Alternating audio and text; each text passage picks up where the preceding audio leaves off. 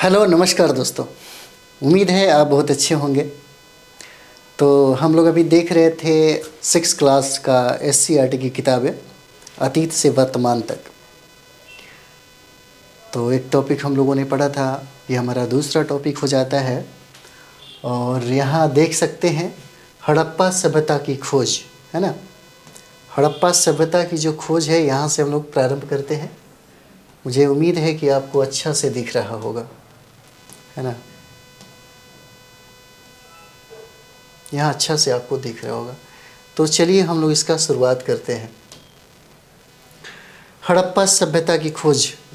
देखिए, प्राचीन भारत के इतिहास में हड़प्पा सभ्यता से सबसे ज़्यादा सवाल आपके BPSC में पूछा गया है।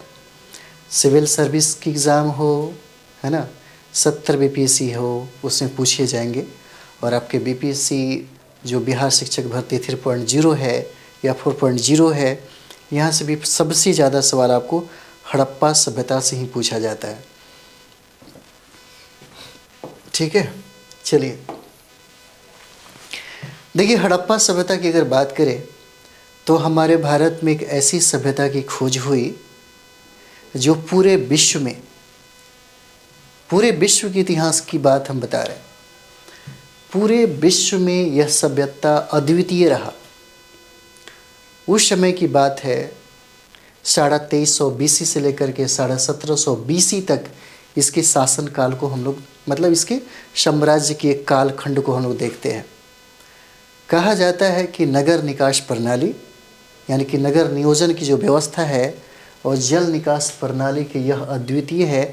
और ऐसे यानी कि समकालीन जितने भी इसके सभ्यता होते हैं, उनमें यह अद्वितीय स्थान यानी कि सबसे शीर्ष पे स्थान रखता है।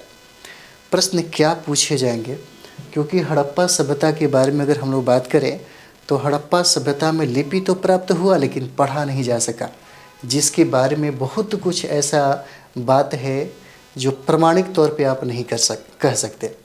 हालांकि इतिहासकारों के बीच में मतभेद है, लेकिन हड़प्पा सभ्यता से जो पुरातात्विक साक्ष्य मिला है उसी के बारे में हम लोग अध्ययन करते हैं और सवाल यहीं से पूछा जाता है। अधिकतर साक्ष्यों से ज़्यादा सवाल पूछा जाता है ना। तो साक्ष्य भी हम लोग करेंगे। कहा जाता है कि लगभग 150 साल पहले, है ना, पश्चिमी पंजाब में रेलवे लाइन बिछाने के क्रम में हड़प्पा पुरा स्थल जो खंडहर था, इसका पता लगा। रेलवे लाइनें बिछाई जा रही थी और उसी पीरियड में जब हम पंजाब के क्षेत्र को देखेंगे, पश्चिमी पंजाब के क्षेत्र को, तो ब्रिटिश हुकूमत यानी कि ईस्ट इंडिया कंपनी के द्वारा रेलवे लाइन बिछाने के क्रम में जो खंडहर मिला, उसके ईंटों का प्रयोग भी यहाँ पे किया। और देखा जाए तो यहाँ के जो लोकल लोग थे, उस ईंटों को क्या किया, अपने घरों को बनाने में भी उपयोग किया। तब जाकर के ये बात पुरातत्ववेताओं को पता चली, है ना। तब जाकर के इसका संरक्षण किया गया और जब अध्ययन किया गया तो पता चला कि यह प्राचीन भारत के इतिहास में प्रथम नगरीय सभ्यता थी। ठीक है, तो यहाँ पे देखिए कहता है कि हड़प्पा नगर की खोज सबसे पहले हुई थी, हड़प्पा नगर की खोज। और यही वजह था कि इस सभ्यता का नाम हड़प्पा सभ्यता रखा गया। हालांकि इस सभ्यता का बहुत सारा नाम है। मोहनजोदाड़ो की सभ्यता हो जाता है, सिंधु घाटी की सभ्यता हो जाता है, काशयुगीन भी सभ्यता कहते हैं, है ना। लेकिन प्राथमिकता हड़प्पा सभ्यता का ही दिया जाता है ना। तो देखिए, हड़प्पा के अधिकांश नगर 2 हिस्सों में विभाजित थे।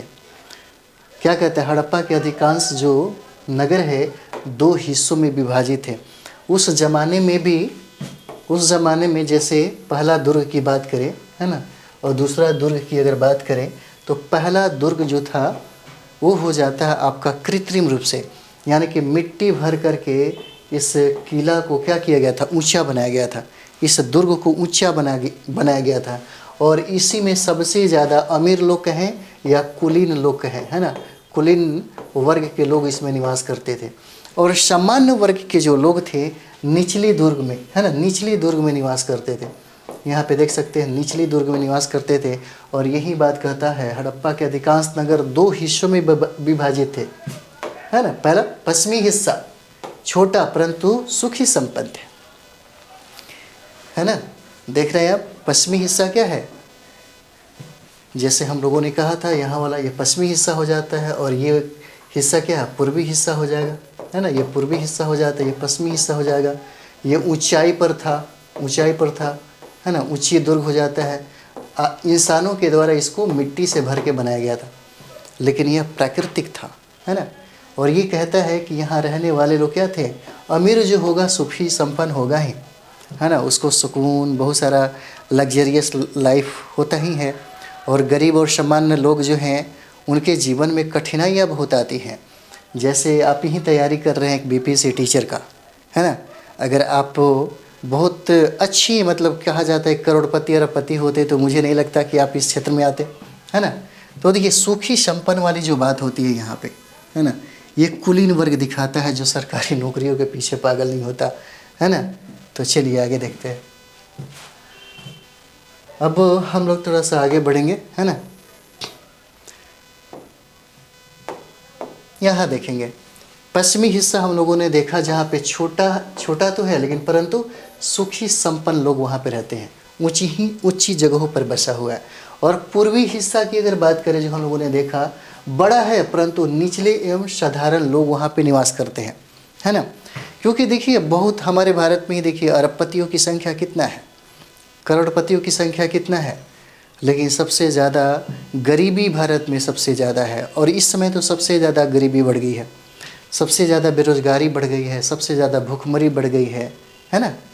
और सबसे ज़्यादा बेबसी, सबसे ज़्यादा भिक्षावृत्ति, बहुत सारे चीज़ें हैं जो आप वर्तमान के सरकार में देख सकते हैं, है ना। तो यहाँ पे देखते हैं हम लोग, एक हिस्सा हमारा पूर्वी हो जाता है, दूसरा हिस्सा पश्चिमी होता है, इसलिए हम जिक्र कर रहे हैं ताकि ये प्रश्न पूछता है ना। चलिए आगे हम लोग देखते हैं, आगे देखेंगे। पूछा जाता है आपसे, यहाँ पे देखिए हड़प्पा नगर की स्थिति है, नगर हो जाएगा, खोजकर्ता हो जाता है, वर्ष कब खोजा गया और किस नदी के तट पे है ना। तो यहाँ पे हम लोग देखेंगे हड़प्पा की खोज किसने किया था, पूछा जाता है, बहुत VVI है, कम से कम इसे रट लीजिए, है ना। इसको ज़रूर आप लोग रट लीजिए, याद रखिएगा एकदम, ताकि भूल ना पाइए आप, है ना। एकदम याद रखिएगा, मेरे साथ ही याद कर लीजिए।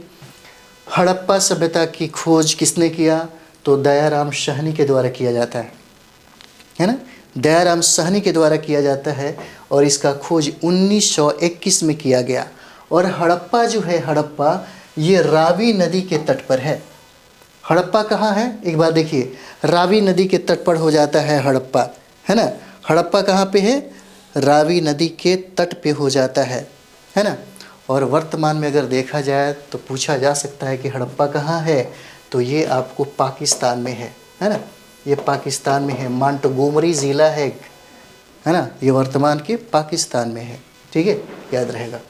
अगला देखिएगा, याद हुआ, हड़प्पा सभ्यता की खोज क्या हो जाता है, दयाराम साहनी हो जाएंगे, 1921 में खोज किया जाता है।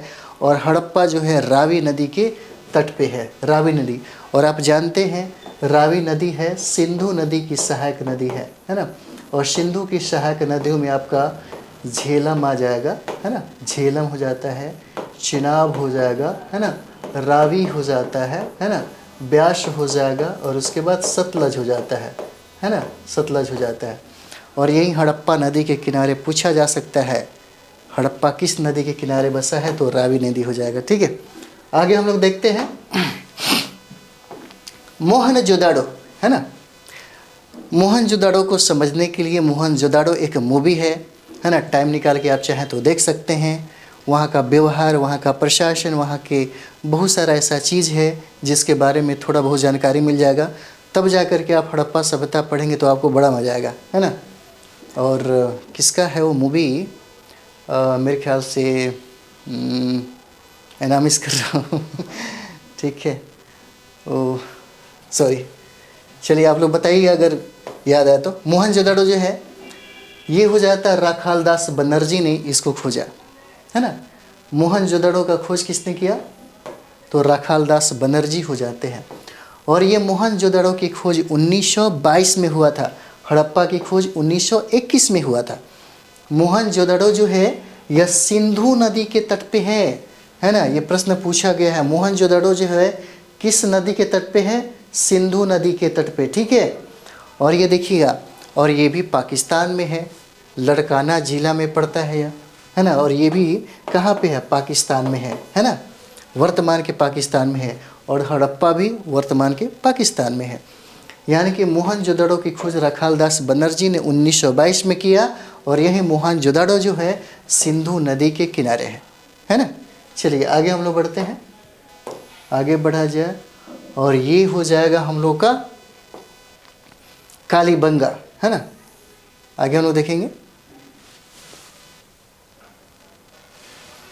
चलिए ये हो जाता है हम लोग का कालीबंगा, है ना। और कालीबंगा से देखिएगा, कालीबंगा, है ना। तो कालीबंगा का खोज किसने किया, ब्रजवासी लाल ने किया था, है ना। कालीबंगा की खोज किसने किया था, एक बार देखिए आप लोग, कालीबंगा का खोज किसने किया था, है ना।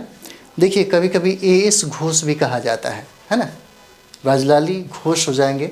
और याद रखिएगा इसकी खोज 1961 में किया गया, है ना। और यह जो है घग्गर नदी के किनारे, एक बार देखिए याद रखिए आप लोग, याद करिए कम से कम, है ना।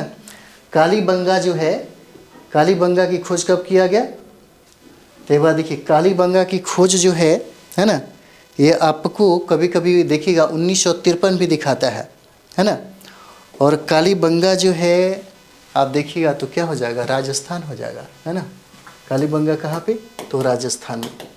और लोथल जो देखते हैं आप, लोथल, इसके रंगनाथ राव ने इसकी खोज की थी 1954 में, है ना।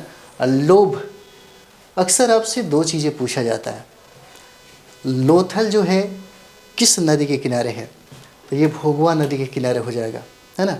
कालीबंगा किस नदी के किनारे है, तो घग्गर नदी हो जाता, अक्सर यही पूछा जाता है। कालीबंगा किस नदी के किनारे, तो घग्गर नदी हो जाएगा। लोथल किस नदी के किनारे, तो ये भोगवा नदी के किनारे हो जाएगा, अक्सर यही पूछा गया है। और धौलावीरा की बात करें तो आर.एस. बिष्ट ने इसकी खोज की 1989-1990 में, और ये लूनी नदी के तट पे है धौलावीरा, है ना। धौलावीरा क्या है, लूनी नदी के तट पे है। और आगे हम लोग देखेंगे चन्हू दड़ो, है ना। चन्हू दड़ो से लिपस्टिक की साक्ष्य भी मिला है। तो चन्हू दड़ो का खोज किसने किया था, गोपाल मजुमदार ने किया था। गोपाल मजुमदार ने इसकी खोज की थी 1931 में। यह सिंधु नदी के तट पे है चन्हू दड़ो, है ना। चन्हू दड़ो किस नदी के किनारे, देखिए नदी के किनारे तो इम्पॉर्टेंट है, याद रखना ही रखना है। खोजकर्ता और कभी मानते हैं ये डेट अगर भूल भी जाते हैं तो कोई बात नहीं, बट नदी याद होना चाहिए, नदी से प्रश्न पूछे जाते हैं। चन्हू दड़ो जो है गोपाल मजुमदार के द्वारा खोजा गया 1931 में, और यह जो चन्हू दड़ो है सिंधु नदी के तट पे हो जाता है ना। चलिए आगे देखते हैं। अगला है श्रृंगपुर, है ना। इसकी खोज माधव स्वरूप वत्स ने किया था 1931 से 53 ईस्वी में, और यह श्रृंगहर मादर नदी के किनारे है ना। श्रृंगपुर जो है मादर नदी के किनारे हो जाता है, तो याद रखेंगे आप सभी लोग। देखिए अगला कहता है कि मोहनजोदड़ो में एक तालाब मिला, है ना, जिसे पुरातत्वविदों ने, जैसे तालाब की बात यहाँ पे देखिए, ये पूछता है आपसे कि स्नानागार की प्राप्ति कहाँ से हुआ है ना। स्नानागार की प्राप्ति कहाँ से हुआ है, तो बहुत इंपॉर्टेंट है आपके लिए, बहुत भी आई है ना। तो स्नानागार की प्राप्ति की अगर बात करें हम लोग यहाँ से, तो देखिए ये मोहनजोदड़ो से प्राप्त हो जाता है ना। मोहनजोदड़ो से प्राप्त होता है, और ये सार्वजनिक स्थल है, सबसे महत्वपूर्ण हो जाता है। कहा जाता है कि शायद वहाँ पे, शायद संभावना व्यक्त किया जाता है कि शायद धार्मिक अनुष्ठानों के लिए इसका प्रयोग किया जाता होगा, है ना। कहता है पुरातत्वविदों ने महास्नानागार कहा है ना। और तालाब के दोनों सिरों तक सीढ़ियाँ बनी थी, और तालाब का फर्श तराशी गई ईंटों से बना था, और पानी का रिसाव रोकने के लिए, देखिए कितना डेवलप था यह, पानी के रिसाव को रोकने के लिए क्या किया गया था, प्लास्टर के ऊपर चारकोल का परत चढ़ाई गई थी, है ना।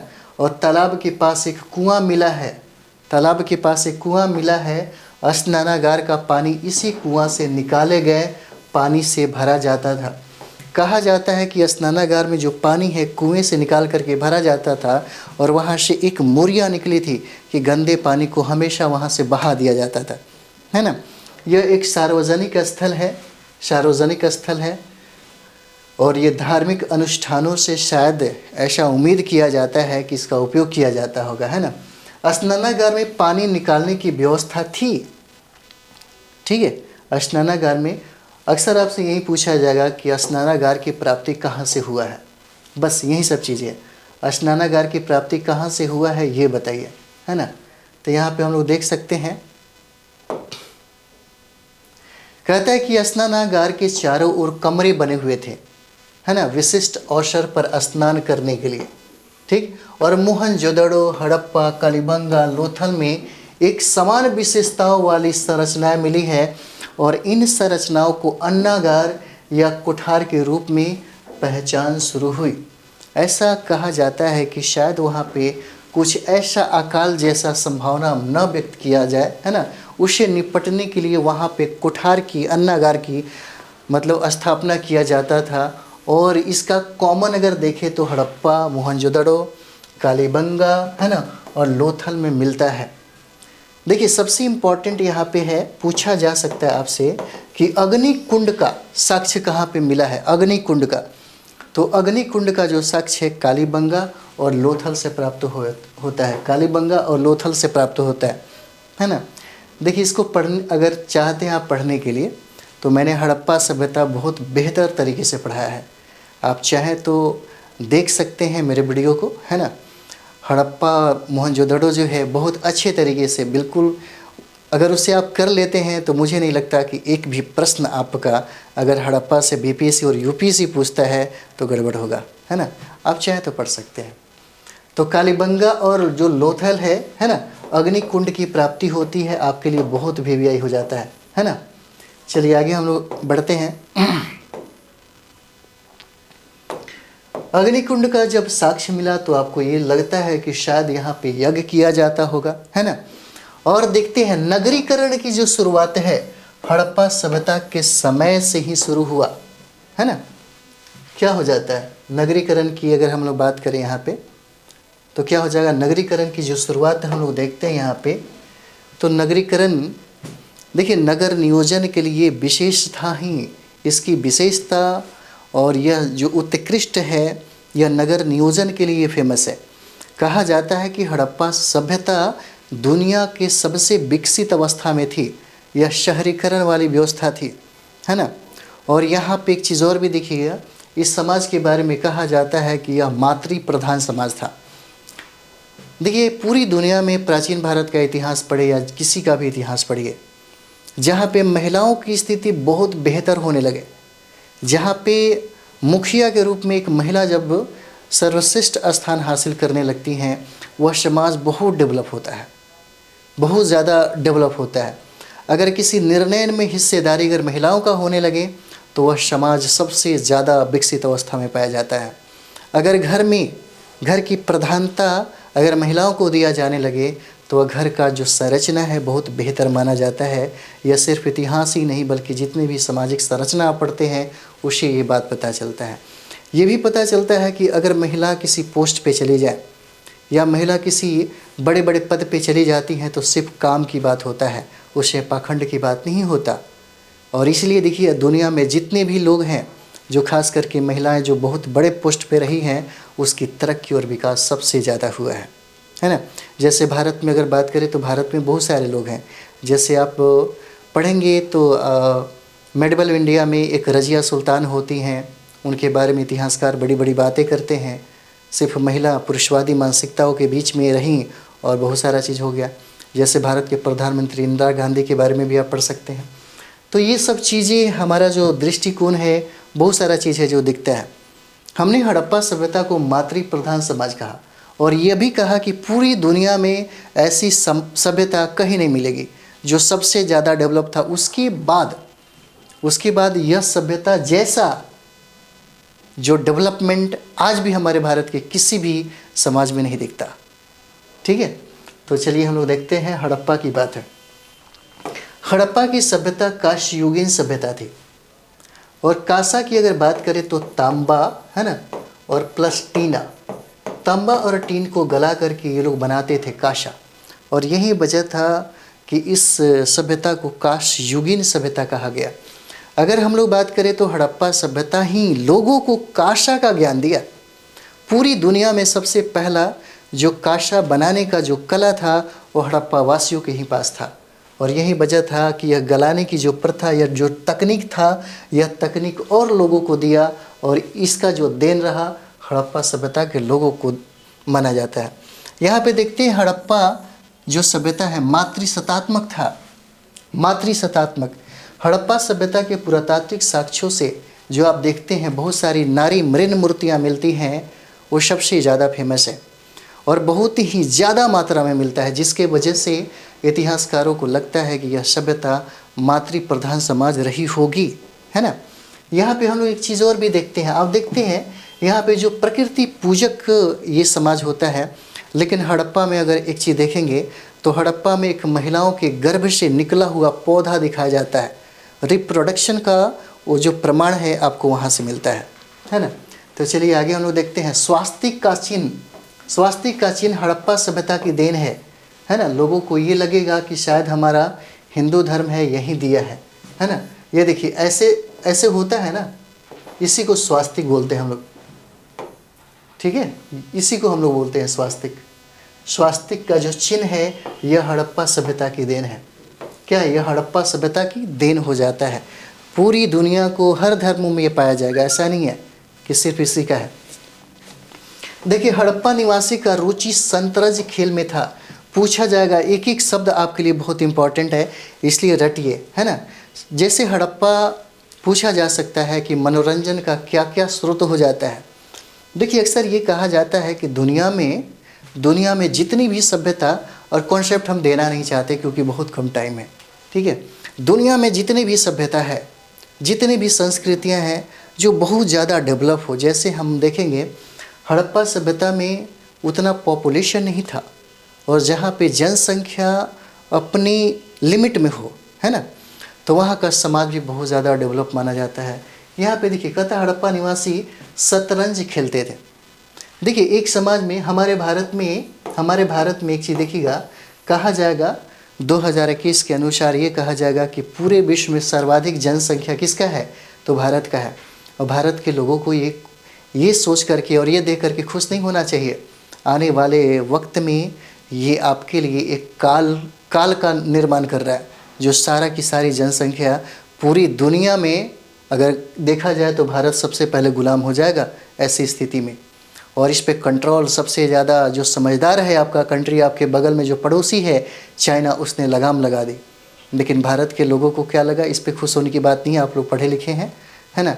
तो जनसंख्या विस्फोट हमारे भारत में, और विस्फोट हमेशा क्या होगा, है ना। ये क्रांति नहीं है कि मतलब हरित क्रांति हो जा रहा है, नीली क्रांति हो रहा है, पीली क्रांति हो रहा है ना।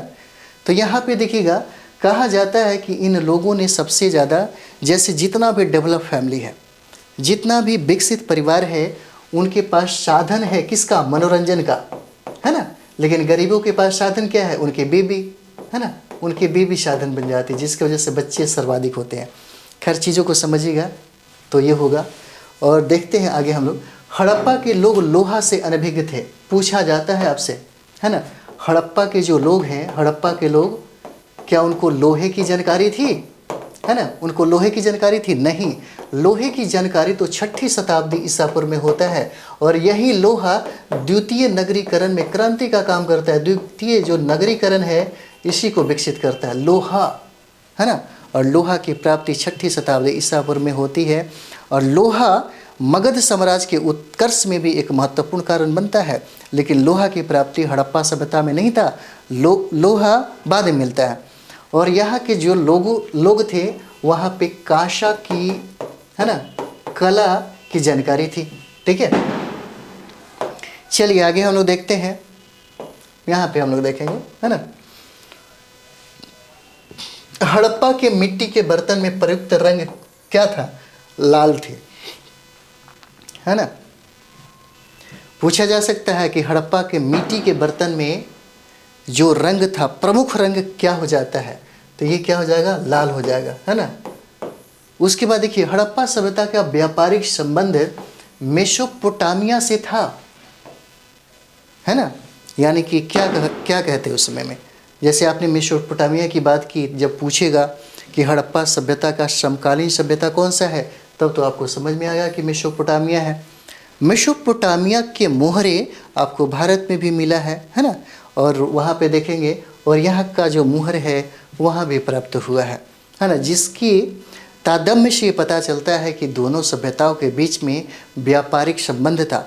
जैसे अगर हम लोग भारत की बात करें तो भारत का भी तो संबंध है अन्य पड़ोसियों से, है ना, अन्य पड़ोसी देशों के साथ क्या है, संबंध है। तो संबंध अगर देखेंगे हम लोग बीपीएससी में एक इंटरनेशनल रिलेशन पढ़ना है, तो इंटरनेशनल रिलेशन में जो संबंध हम लोग पढ़ाते हैं, तो देखिएगा अगर हम लोग वर्तमान के संबंध के बारे में कहते हैं, जैसे माने अगर मानते हैं कि हमारे और आपके बीच में संबंध, तो हमारे और आपके बीच में संबंध दो ही प्रकार से हो सकता है ना। हमारे और आपके बीच में संबंध कैसा होगा, दो प्रकार से होगा, या तो संबंध अच्छा होगा, नहीं तो संबंध बुरा होगा। अगर संबंध अच्छा हुआ, है ना, अगर संबंध अच्छा हुआ तो खाना पीना आना जाना सब कुछ होगा, लेकिन अगर संबंध खराब हो गया तो सब कुछ रोक लगा दिया जाएगा। जैसे भारत पाकिस्तान के बीच देखते हैं, संबंध खराब हुआ सब कुछ ठप, संबंध अच्छा हुआ तो सब कुछ ठीक। वही चीज़ें हैं जो पढ़ना है हम लोग को। तो यही संबंध की बात है। उस समय मेसोपोटामिया के साथ हमारे भारत का हड़प्पा सभ्यता का व्यापारिक संबंध था, है ना। और देखिए मैंने कहा कि हड़प्पा सभ्यता के जो लोग हैं वृक्ष और पशु की पूजा करते थे, अर्थात कैसा थे, प्रकृति पूजक थे। क्या थे वो, प्राकृतिक पूजक थे, प्रकृति की बनाई हुई चीज़ें वो पूजा करते थे। जैसे आज भी वर्तमान में देखते हैं हमारे गांव में, ऐसा नहीं है, हम लोगों के गांव में अगर भारत के गांव की बात करें तो आज भी लोग पीपल के वृक्ष को पूजते हैं, आज भी तुलसी के पेड़ को पूजते हैं, आज भी बहुत सारे ऐसे पेड़ पौधे हैं, है ना, जिनकी पूजा किया जाता है। कहीं ना कहीं उसका अंश आज भी हमारे समाज के अंदर दिखाई देता है ना। तो हड़प्पा के लोग इसलिए ताबीज़ पहनते थे, संभवतः भूत प्रेत और जादू टोना पर विश्वास करते थे, है ना।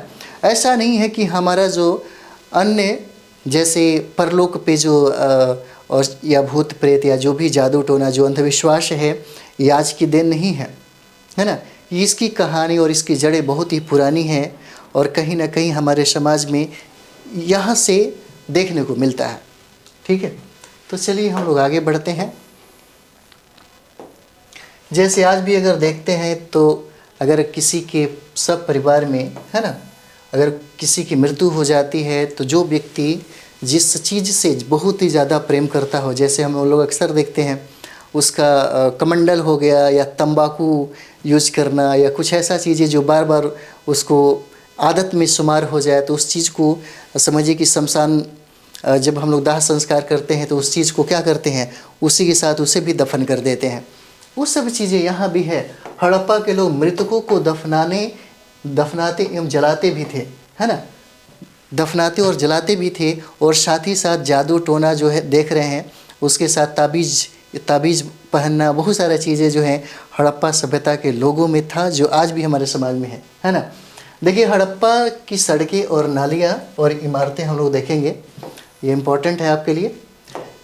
देखिए इसमें कहता है कि हड़प्पा के नगर प्रायः 1 या 2 मंजिले, है ना, कुछ तो 3 मंजिले थे। प्रत्येक घर में एक आंगन था, और कहा जाता है कि घर का जो दरवाज़ा है, जैसे हम लोग जाते हैं तो मेन सड़क की तरह खोलता है हम लोग का दरवाज़ा, लेकिन हड़प्पा सभ्यता के सारे दरवाजे उनके पीछे की तरफ बने हुए थे, इसलिए इम्पोर्टेंट हो जाता है आपके लिए, है ना। मकानों के दरवाजे और खिड़कियाँ मुख्यतः सड़कों की बजाय गली में खुलते थे, यानी कि पीछे खुला करते थे, है ना। नगरों में सुव्यवस्थित सड़कें और नलियाँ बनी थी। इसके साथ साथ जल की निकासी के लिए नालियों का भी उचित प्रबंध किया गया था, बहुत बेहतरीन तरीका था। कहा जाता है इसके बारे में कि हड़प्पा सभ्यता में जो नगरीय व्यवस्था थी, जैसे आप देखेंगे शंघाई जैसे और न्यूयॉर्क जैसे सिटी में आपको बहुत बेहतरीन मोरियाँ बनी होती है। आप अभी देखते हैं पटना में अगर आप होंगे तो यहाँ पे अगर बारिश हो जाए, भिकना पहाड़ी और क्या बोलते हैं मुशल्लापुर हाट वगैरह में थोड़ा सा अगर बारिश हो जाए तो समझिए कि पानी का निकासी ही नहीं हो पाता और बहुत मुश्किल हो जाता है ना। तो सोचिए आज भी हमारे समाज में, आज भी हमारे शहरों में ऐसी व्यवस्था नहीं हो पाई। यहाँ तक कि आप मुंबई देखते हैं, दिल्ली भी देखते हैं, तो ऐसा डेवलपमेंट अभी भी नहीं दिखता है ना। तो ये देखिए, गलियां और सड़कें एक दूसरे को समकोण पर काटते थे। गलियां और क्या होता है, जो सड़कें एक दूसरे को समकोण पर काटती थी। और ऐसा हमने दिल्ली में जब हम लोग मुखर्जी नगर थे, जब हम लोग तैयारी कर रहे थे यूपीएससी का, है ना, तो वहाँ पे बहुत सारे ऐसे सड़क दिखते थे, तो अच्छा लगता था, बढ़िया लगता था कि तब हम लोग को समझ में आया कि अच्छा ये बिल्कुल समकोण पर काटने वाली अवस्था में दिख रही है ना। तो चलिए आगे हम लोग देखेंगे। यहाँ से सवाल आपसे पूछा जाएगा और इसे याद करना होगा आपको, बहुत इम्पोर्टेंट है ये। बीपीएससी में बहुत ज़्यादा सवाल यहाँ से पूछा गया है, बहुत VVI है ये, है ना, पूछा जा सकता है यहाँ पे। ये व्यापार को लेकर के जो है यहाँ से पूछा जाएगा आपसे, है ना। आयात की जाने वाली जो वस्तुएं हैं, ठीक है, आयात की जाने वाली वस्तुएं हैं, आपसे पूछा जाएगा, बहुत महत्वपूर्ण हो जाता है। अभी भी हम बोलेंगे, बहुत ही VVI है ना। तांबा कहाँ से आयात होते थे, है ना, तो तांबा राजस्थान में कहाँ, खेतड़ी से, है ना। सोना की अगर बात करें तो आज भी कर्नाटक में सोना मिलता है ना, सबसे ज़्यादा कोलार के खान से सोना की प्राप्ति होती है। आयात कहाँ से किया जाता था, तो कर्नाटक हो जाएगा, है ना। तो याद रखिएगा, तांबा कहाँ, तो राजस्थान हो जाएगा, है ना। सोना कहाँ से, तो कर्नाटक हो जाता है। और चांदी की बात करें तो चांदी कहाँ से हो जाता है, अफगानिस्तान और ईरान हो जाएगा, है ना। VVI है, अफगानिस्तान और ईरान हो जाएगा, ठीक है। देखिए बीपीएससी के एग्ज़ाम के लिए जैसे हम लोगों ने किया था, हड़प्पा की खोज किसने किया, कब किया, है ना, या किस नदियों के किनारे बसा है, इम्पोर्टेंट हो जाता है।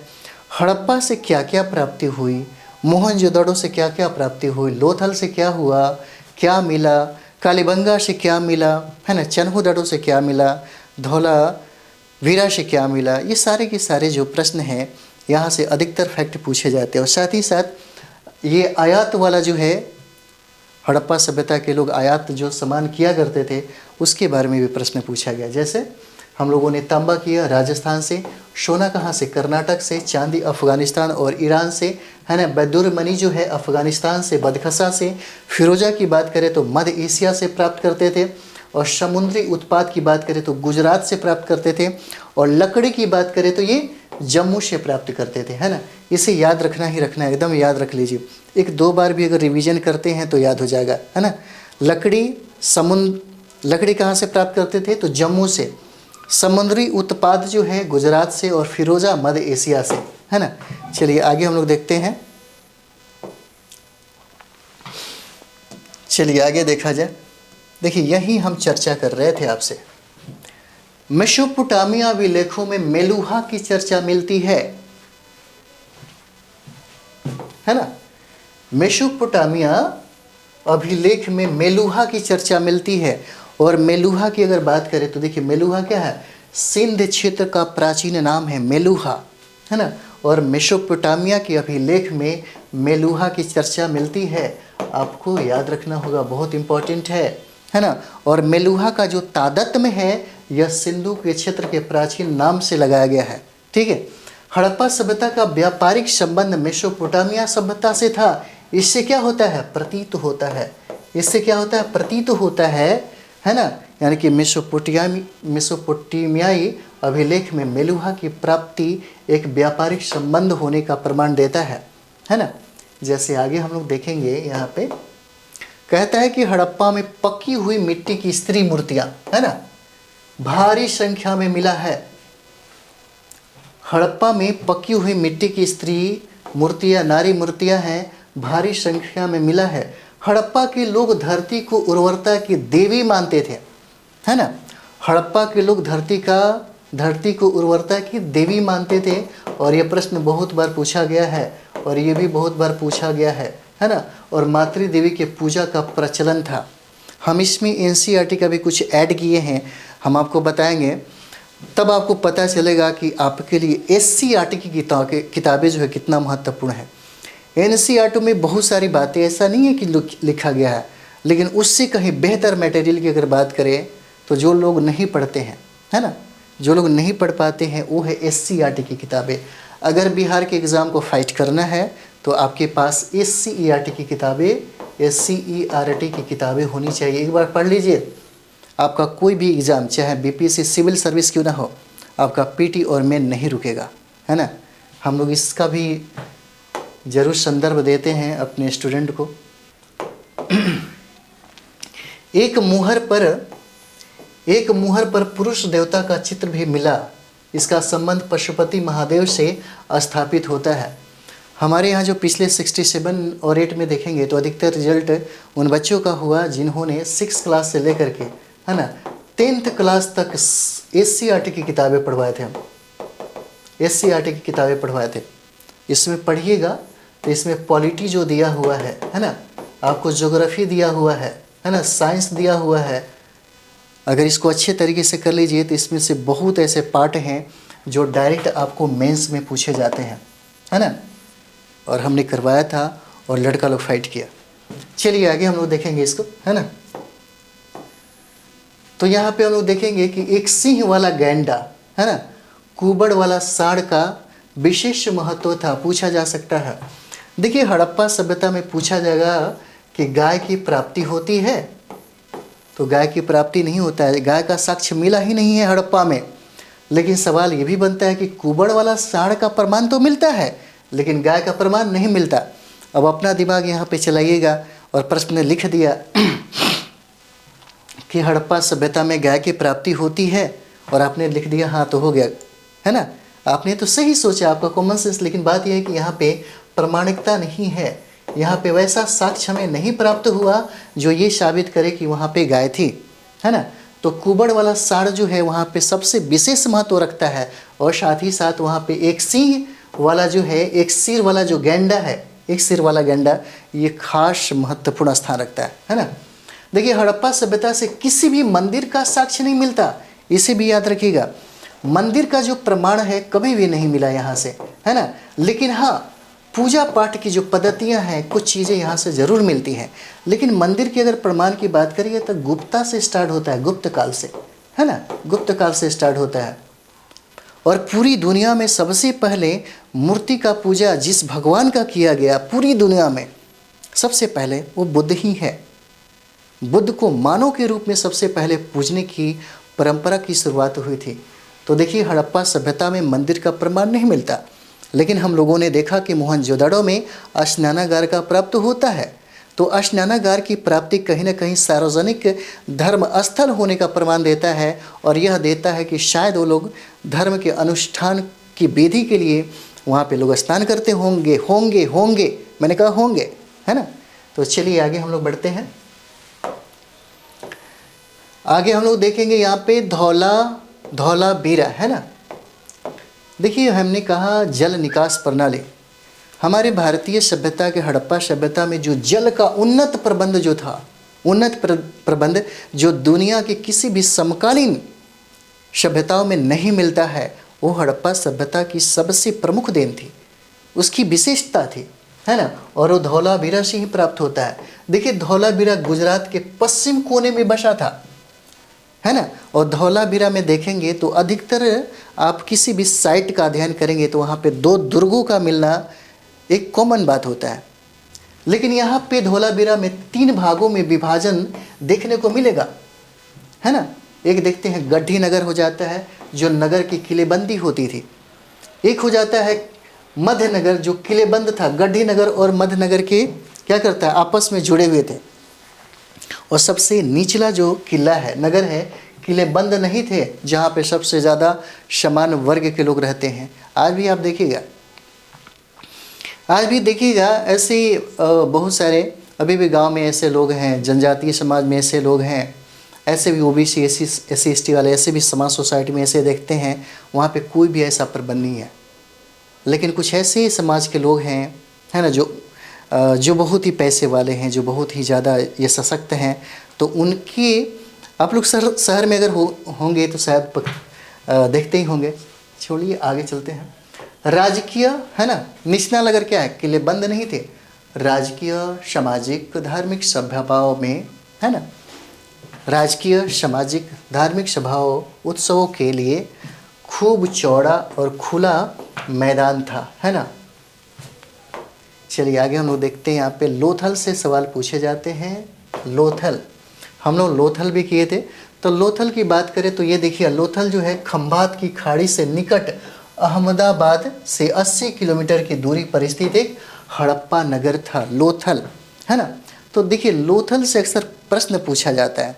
लोथल जो है ना, लोभ यानी कि भोगवा नदी के किनारे है, ये बार बार पूछा जाता है। किस नदी के किनारे है, किस नदी के किनारे हो जाता है, भोगवा नदी हो जाएगा। और देखिए शहर की किलेबंदी की गई थी और किले के भीतर सार्वजनिक और निजी दोनों तरह के भवन थे। यहाँ पर सार्वजनिक और निजी दोनों तरह के भवन मिलते हैं। आपसे पूछा जाता है कि लोथल में क्या है, तो लोथल से बहुत सारे प्रमाण आपको यहाँ पे मिलेंगे लोथल से। अच्छा एक चीज़ यहाँ पे देखिएगा, ये जो लोथल है भोगवा नदी के किनारे हो जाता है लोथल, और यहाँ से देखिएगा, यहाँ से आपको बंदरगाह की प्राप्ति होगी, है ना। और यहाँ पे देखिएगा धान, है ना, धान कहें या चावल कहें, चावल की प्राप्ति होती है। यहीं पे देखिए बाजरे की प्राप्ति होती है, बाजरे की प्राप्ति, और यहीं से घोड़े की मृण मूर्तियाँ भी प्राप्त होती हैं, है ना। यहीं से घोड़े की मृण मूर्तियाँ भी प्राप्त होती है। और यहाँ से एक और इम्पॉर्टेंट है कि फारस की खाड़ी की मुहरें यहाँ पाई गई है, जो आपके लिए बहुत इम्पॉर्टेंट हो जाता है ना। फारस की खाड़ी की जो मुहरें है यहाँ से पाई गई है, जो बहुत इम्पॉर्टेंट हो जाता है। और मैंने बंदरगाह की चर्चा किया था, तो लोथल से जलीय मार्ग से व्यापार होता था, है ना। लोथल से जलीय मार्ग से व्यापार होता था और ये बहुत इम्पॉर्टेंट हो जाता है ना। तो चलिए हम लोग आगे देखते हैं और भी देखें, है ना।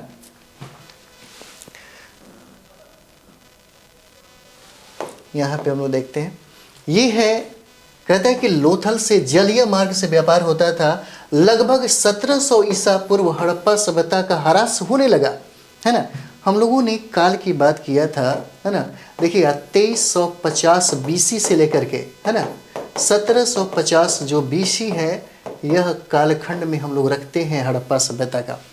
और कहता है कि 1700 ईसा पूर्व हड़प्पा सभ्यता का ह्रास होने लगा, पतन होने लगा, है ना। और पतन के कई सारे कारण इतिहासकार ने दिए हैं, ठीक है। कई सारे कारण जो है इतिहासकारों ने दिए हैं, और इतिहासकारों के बीच में भी मतभेद दिखता है, ठीक है। तो चलिए हम लोग आगे देखते हैं। यहाँ कहता है आगे, और आगे हमारा जो है 6ठा नंबर हमारा अध्याय है जीवन के विभिन्न आयाम, है ना। जीवन के विभिन्न आयाम हो जाता है।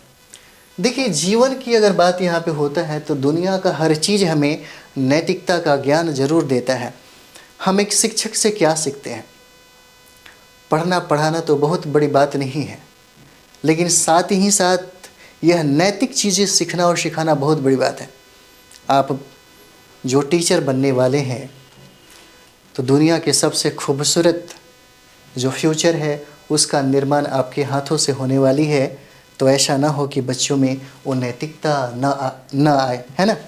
नैतिकता लोग अपने घर परिवार से सीखते हैं, अपने परवरिश से सीखते हैं, है ना। और कुछ चीज़ की जिम्मेदारी साधु संत ऋषि मुनि जो हमारे भारत के मतलब खून में बसते हैं, और ख़ास करके सबसे ज़्यादा जो योगदान है शिक्षक का होता है। कभी कभी देखिए बहुत सारे ऐसे विद्यार्थी हैं किसी पे कुछ भी कमेंट्स कर लेते हैं। कितना पतन होते जा रहा है समाज में, विद्यार्थियों का नैतिक पतन होते जा रहा है। इसका मतलब बहुत सारी चीज़ें देखने को मिलता है। तो हम इसका निर्माण करें, और साथ ही यही वजह है कि जब आप JRF या नेट वगैरह देंगे तो वहाँ पे एक यानी टीचिंग एप्टीट्यूड जो है वो पढ़ना होता है। जब हम लोग दे रहे थे तो हम लोग पढ़े थे, उसमें बहुत सारी चीज़ें जो व्यवहार की बातें हैं वो सिखाई जाती है ना। तो ये सब चीज़ें भी यहाँ पे अगर देखेंगे, ठीक है, यहाँ ये सब चीज़ भी देखेंगे तो यहाँ पे मिलेगा, है ना। तो चलिए हम लोग देखते हैं, लंबा वीडियो ना हो जाए, है ना। चलिए यहाँ पे जीवन के विभिन्न आयाम हम लोग देखते हैं, ठीक है। तो हम लोग यहाँ से सेकंड वीडियो में हम लोग स्टार्ट करेंगे, क्योंकि लंबा वीडियो हो जाएगा तो आप भी बोर हो जाएंगे, है ना। तो चलिए हम लोग नेक्स्ट वीडियो मिलते हैं। थैंक यू वेरी मच आप सभी लोगों को।